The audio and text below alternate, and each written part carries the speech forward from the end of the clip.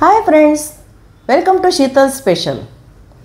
आपण नाश्त्यामध्ये पोहे, उपमा, सांजा, इडली, डोसे, वडे हे तर करतोच, पण पोह्याचा एक उपप्रकार ज्याला दडपे पोहे म्हणतात, नुसतं नाव घेतल्याबरोबर माझ्या तोंडाला पाणी सुटलं। इतके चविष्ट, झटपट होणारे दडपे पोहे कसे करायचे ते आता आपण पाहूया। दडपे पोहे बनवण्यासाठी आपल्याला लागणारं साहित्य आहे पातळ पोहे। हे मी 3 कप घेतलेत।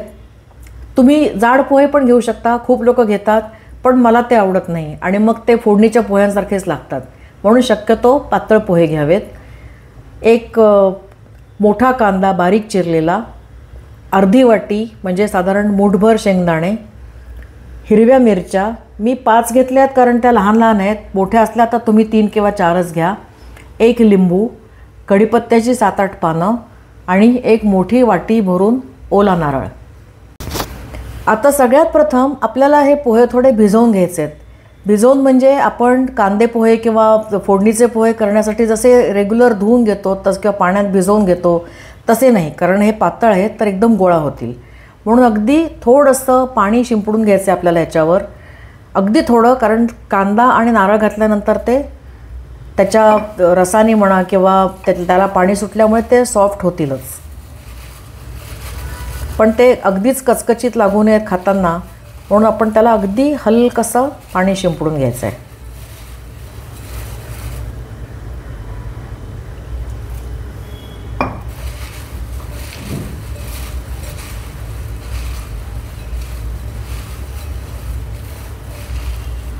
अगोदर मी हे चांगले चाळून व्यवस्थित निवडून घेतले होते, त्याच्यामध्ये काहीच भुसा किंवा कचरा नाही आहे। आता आपण ह्याच्यामध्ये हा सगळा कांदा घालूया,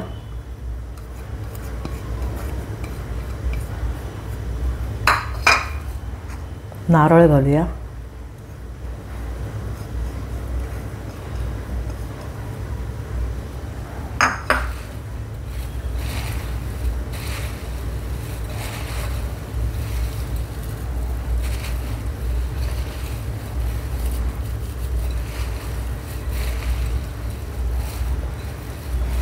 या पदार्थाची एक गंमत अशी आहे की ह्याच्यातले पदार्थ तुम्ही कितीही कमी किंवा जास्त करू शकता, त्याने चवीत काहीच फरक पडत नाही। तुमच्या आवडीनुसार तुम्ही खोबऱ्याचं प्रमाण कमी जास्त करा किंवा कांद्याचं प्रमाण कमी जास्त करा, तिखटपणा तुमच्या आवडीनुसार पाहिजे तसं मिरचीचं प्रमाण आणि शेंगदाण्याचं प्रमाण तुम्ही कितीही कमी जास्त करू शकता। आता आपण ह्याच्यावरती मीठ आणि साखर घालूया।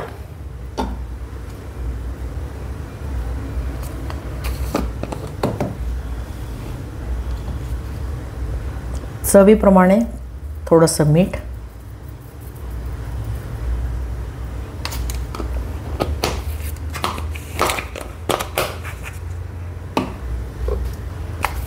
साखर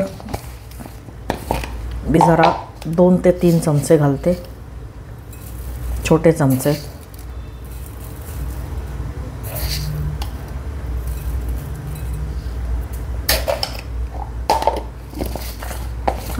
आता आपण परत एकदा हे सगळं नीट मिक्स करूया, म्हणजे याच्यातला कांदा, खोबरं, मीठ आणि साखर या सगळ्याला पाणी सुटून ते छान मऊ होतील।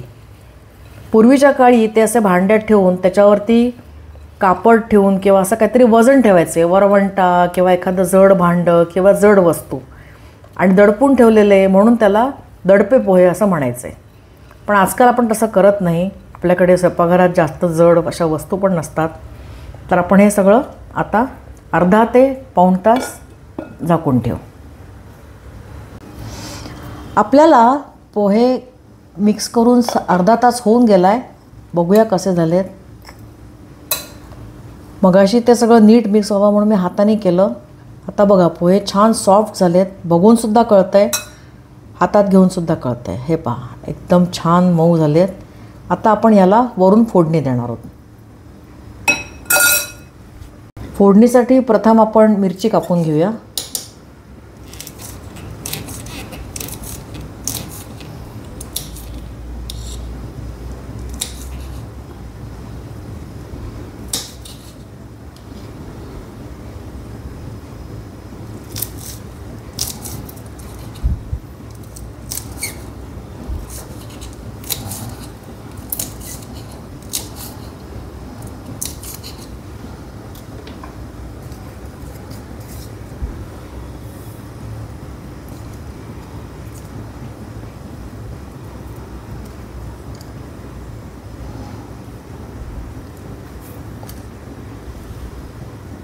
इथे फोडणीसाठी मी गॅसवर छोटी कढई म्हणजे कडलं तापत ठेवलं आहे. पहिले आपण त्याच्यामध्ये मोहरी घालूया, थोडेसे जिरे घालूया आणि सगळ्यात पहिले आपण शेंगदाणे घालूया.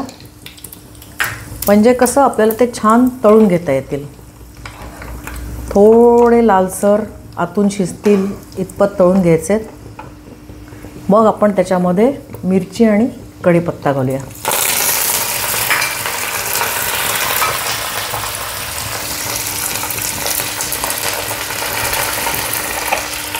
आता आपण गॅस बंद करून याच्यामध्ये किंचित हळद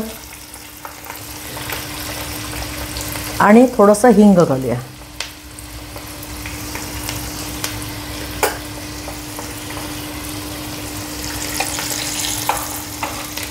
आता ही फोडणी आपण या पोह्यावर घालूया. वाह, फोडणीचा खमंग सुगंध येतोय. कधी एकदा पोहे खाते असं झालंय मला. थोडेसे पोहे घालून आपण हे कडलं स्वच्छ करून घेऊया, म्हणजे ते तेलकट राहणार नाही.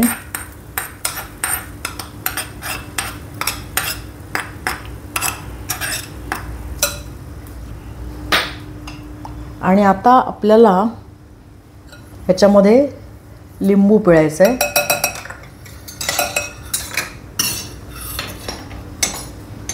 लिंबू मी कापून घेतलेलं, हे अर्ध लिंबू पहिले पिळते.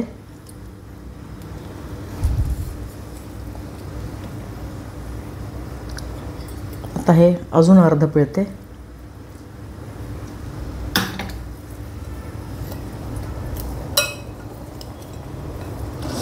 आहा, कसे मस्त पोहे तयार झालेत पहा.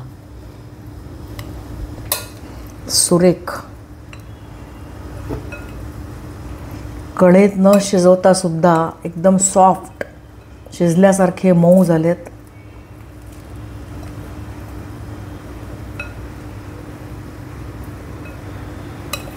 जरी मी तुम्हाला म्हटलं असलं की तुम्ही ह्याचं प्रमाण कांदा खोबरं याचं कमी जास्त करू शकत असलात, तरी ते सरळ हाताने आणि भरपूरच घाला, म्हणजेच तो पदार्थ चांगला होतो.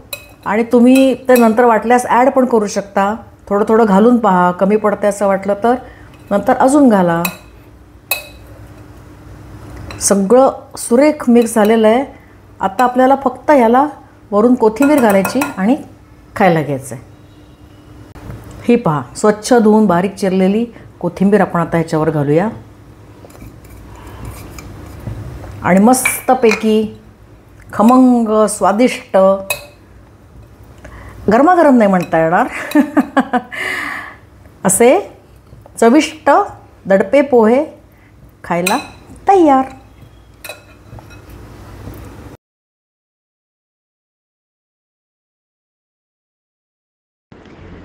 हा व्हिडिओ तुम्हाला आवडला असेल तर लाईक आणि सबस्क्राईबचं बटन दाबायला विसरू नका. अशाच छान छान रेसिपीजसाठी बघत रहा शीतल स्पेशल.